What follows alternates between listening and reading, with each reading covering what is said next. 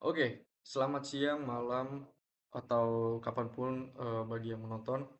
Eh, Perkenalkan, nama saya Rian Rafael tambah dengan NIM saya yaitu 123140190 dari program studi Teknik Informatika dari Institut Teknologi Sumatera.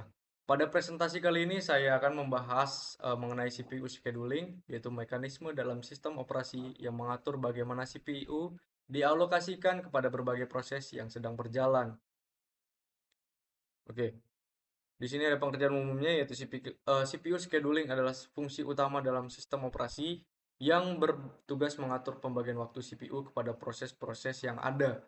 Tujuan dari CPU scheduling adalah yang pertama, memastikan CPU digunakan secara efisien, yang kedua, memberi kesempatan yang adil kepada setiap proses, yang ketiga yaitu meningkatkan performa sistem secara keseluruhan. Konsep ini sendiri sangat penting dalam sistem operasi modern karena memungkinkan multitasking, yaitu menjalankan beberapa proses secara bersamaan dengan cara membagi waktu CPU. Oke, selanjutnya itu konsep dasarnya. Beberapa konsep dasar dalam CPU scheduling sendiri ada eh, ada tiga, yaitu yang pertama adalah proses, yaitu program yang sedang dijalankan oleh sistem. Yang kedua adalah ready queue, yaitu antrian proses yang siap menggunakan CPU. Yang ketiga adalah context switching, yaitu proses perpindahan CPU dari satu proses ke proses lain dengan menyimpan dan memulihkan kondisi proses. Selain itu, terdapat dua jenis scheduling, yaitu yang pertama ada preemptive dan yang kedua ada non-preemptive. Preemptive sendiri yaitu di mana proses yang sedang berjalan dapat dihentikan sementara. Selanjutnya itu non-preemptive, di mana proses akan berjalan sampai selesai atau melakukan operasi I/O. Selanjutnya itu ini ada deskripsi tugasnya. Pada tugas ini diberikan 5 proses yang nilai CPU burst-nya diambil dari 5 digit terakhir NIM. Untuk NIM saya sendiri yaitu 123, 140, 190. Jadi 5 digit terakhirnya yaitu 40, 190. Sehingga diperoleh nilai burst untuk setiap proses. Kemudian kita diminta untuk membuat Gantt chart dan melakukan perhitungan menggunakan beberapa algoritma scheduling.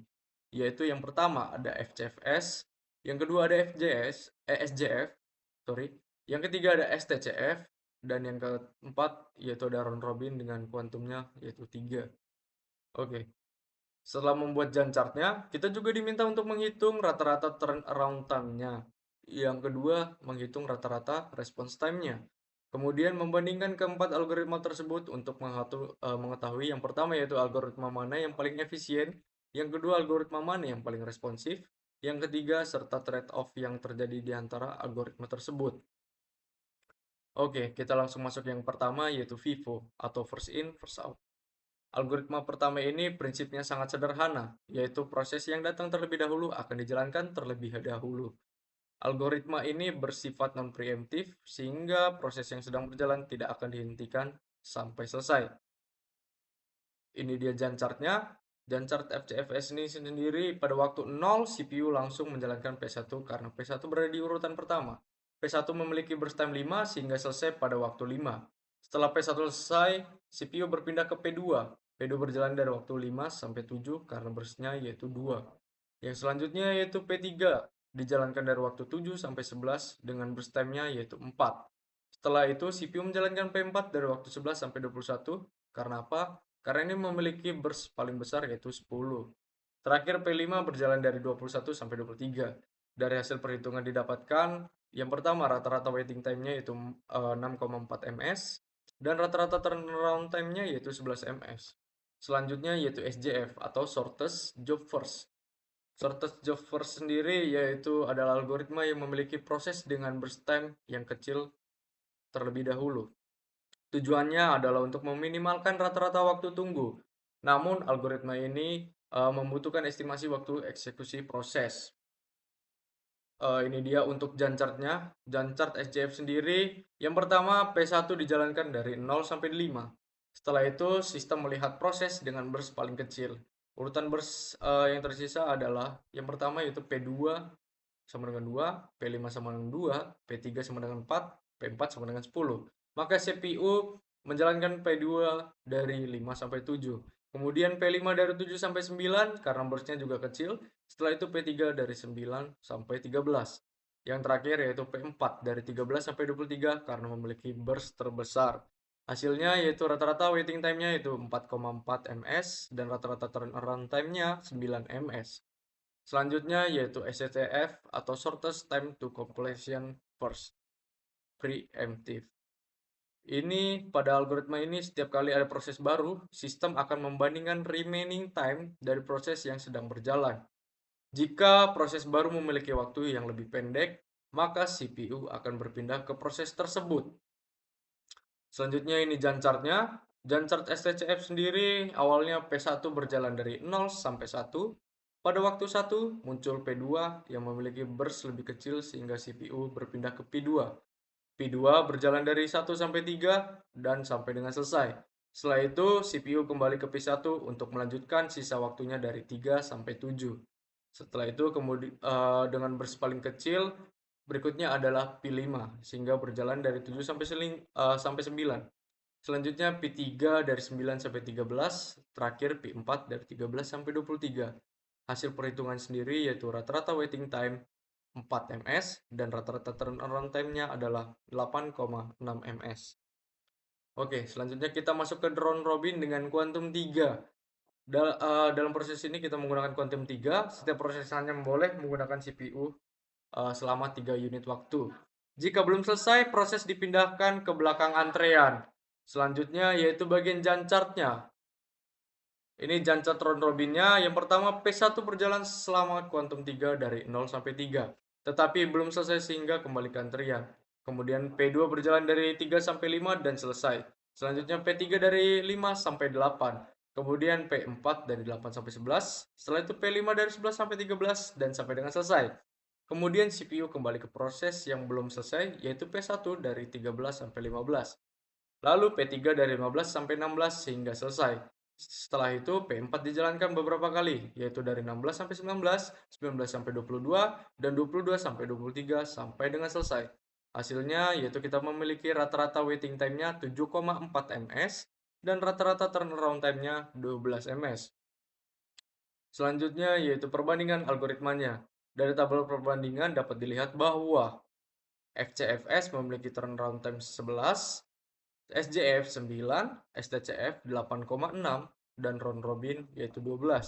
Sehingga algoritma yang paling efisien adalah STCF karena memiliki rata-rata turnaround time-nya 8,6 ms. Selanjutnya yaitu analisis. STCF sendiri menjadi algoritma terbaik untuk meminimalkan turnaround time karena selalu memilih proses dengan remaining time paling kecil. Sedangkan round robin lebih cocok untuk sistem interaktif karena setiap proses mendapatkan giliran CPU secara cepat sehingga response time-nya kecil. Selanjutnya yaitu MLFQ. MLFQ atau Multi Level Feedback Queue merupakan algoritma yang menggunakan beberapa antrian dengan prioritas berbeda.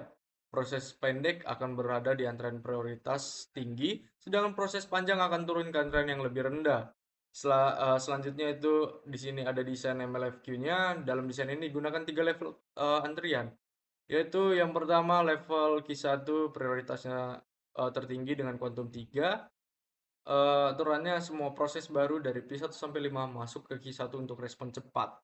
Yang selanjutnya yaitu Q2 untuk kuantum menengah, prioritas menengah dengan kuantum 6. Proses ini yang belum selesai di Q1 seperti P1, P3, P4 turun ke Q2.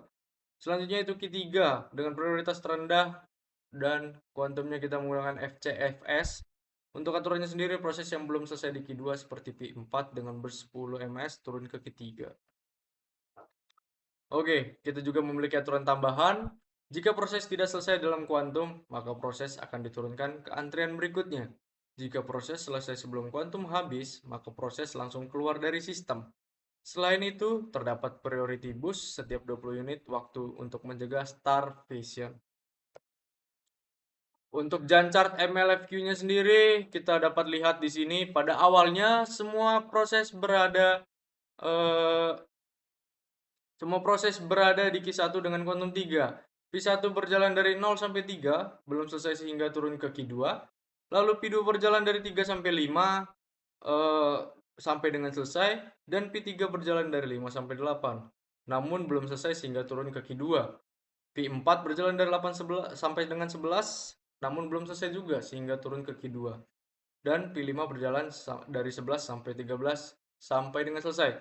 Kemudian kita melanjutkan prosesnya yang ada di kedua untuk P1-nya yaitu 13 sampai 15, P3-nya dilanjutkan yaitu 15 sampai 16 dan dilanjutkan oleh P4 berjalan beberapa kali sampai dengan selesai yaitu dari 16 ke 22 dan 22 ke 23. Selanjutnya itu analisis MLFQ-nya sendiri. Dari hasil perhitungannya pada algoritma LFQ diperoleh rata-rata turnaround time-nya itu sebesar 12 ms dan rata-rata response time-nya yaitu 3 ms. Hal ini menunjukkan bahwa proses dengan waktu eksekusi atau burst lebih pendek seperti P2 dan P5 dapat diselesaikan lebih cepat karena langsung tuntas pada antrean dengan prioritas tertinggi yaitu Q1 yang memiliki time quantum yang kecil. Sebaliknya, proses yang membutuhkan waktu yang lebih lama seperti P4 akan diproses secara bertahap pada level antrean yang lebih rendah dengan akumulasi waktu kuantum yang lebih besar. Dengan demikian, mekanisme ini memastikan penggunaan CPU menjadi lebih efisien dengan tetap menjaga responsivitas sistem bagi proses-proses interaktif. Dari beberapa pemaparan tadi, kita dapat menarik kesimpulan, yaitu berdasarkan hasil analisis dan perhitungan penjadwalan CPU menggunakan data dari NIM saya, yaitu 123, 140, 190, yaitu kita dapat menarik kesimpulan bahwa setiap algoritma memiliki karakteristik dan keunggulan yang berbeda dalam menangani beban kerja proses. Seperti yang pertama yaitu FIFO atau FCFS, merupakan algoritma yang paling sederhana karena menjalankan proses murni sesuai urutan kedatangan. Namun, FCFS sendiri memiliki kelemahan pada waktu tunggu yang cenderung lebih lama jika proses awal memiliki burst yang besar. Yang kedua yaitu SJF non-preemptive, berhasil menurunkan rata-rata waktu tunggu dengan memilih proses berdasarkan waktu eksekusi terpendek, tetapi tidak dapat menghentikan proses yang sedang berjalan hingga selesai. Yang ketiga yaitu SCCF preemptive, terbukti sebagai algoritma terbaik untuk meminimalkan turnaround time dengan rata-rata 8,6 ms. Karena sifatnya yang proaktif yaitu menghentikan proses berjalan jika ada proses baru dengan sisa waktu eksekusi yang lebih kecil. Yang keempat yaitu round robin dengan kuantum 3.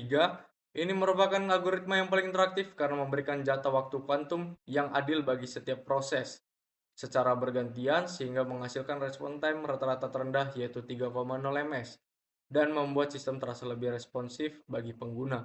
Selanjutnya, yang terakhir yaitu MLFQ atau Multi Level Feedback Queue, menawarkan solusi paling adaptif dengan menggunakan beberapa level antrian berkepentingan beda. Yang pertama dengan proses pendek diselesaikan dengan cepat di prioritas tinggi atau Q1. Sementara proses panjang dikelola di level rendah dengan dukungan aturan priority boost untuk mencegah terjadinya starvation itu tadi. Secara keseluruhan untuk efisiensi penyelesaian proses secara total, SCCF adalah pilihan yang paling optimal dengan berdasarkan NIM saya. Sedangkan untuk kebutuhan sistem yang memerlukan interaksi cepat dengan pengguna, round robin dan MLFQ memberikan performa yang lebih unggul. Sekian presentasi yang dapat saya sampaikan. Jika ada salah kata, saya mohon maaf. Terima kasih juga atas perhatian Bapak. Jika ada pertanyaan atau saran-sarannya mengenai pemaparan saya ini, saya persilahkan. Saya akhiri. Wassalamualaikum warahmatullahi wabarakatuh. Terima kasih.